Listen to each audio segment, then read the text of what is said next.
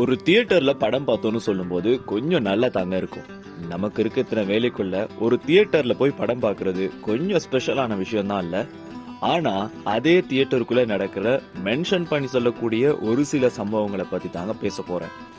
ஒரு மாதிரி கியூல நின்னு அடிச்சு பிடிச்சு ஒரு டிக்கெட்டை வாங்கிட்டு நம்ம சீட்ல போய் உட்காந்து படத்தை போட்டுட்டா பார்த்துட்டு வந்துடலாமேன்னு ஈஸியா சொல்லிடவே முடியாதுங்க. ஸ்கிரீனை ஆன் பண்ணிட்டாங்கன்னு வைங்க, சுத்தி இருக்க லைட்ஸை ஆஃப் பண்ணலனா கண்டிப்பா உங்களுக்கும் கோவம் வரும்ல. ஹா, எனக்கும் அப்படித்தாங்க. அதெல்லாம் கரெக்டா நடக்கும்னே வைங்க, நமக்குனே வந்து சேருவாங்க போல. அந்த போன் எடுத்து அப்போன்னு நல்ல பிரைட்னஸ் வச்சு யூஸ் பண்ணிட்டு இருப்பாங்க. கடுப்பாவுங்க, அதை பிடுங்கி வீசிடலாம் போல இருக்கும்.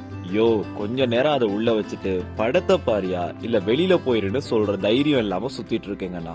நம்ம இருக்க ரோவ்ல கடைசியா இருக்கவங்க எப்பவுமே படத்துக்கு ஏர்லியாவே வரமாட்டாங்க. அப்புறம் அவங்க வரும்போது நாம வளைஞ்சு நெளிஞ்சு இடத்த கொடுத்துட்டு இருக்கணும். குறுக்கா மறுக்கா போவாங்க வருவாங்க, ஒரு முடிவே இருக்காதுங்க. அதுவும் நல்ல பவரான டார்ச் லைட் வேற வச்சுட்டு அலப்பறை பண்ணிட்டு இருப்பாங்க. அந்த கதவை திறந்தா சீக்கிரம் பூட்டவும் மாட்டாங்க.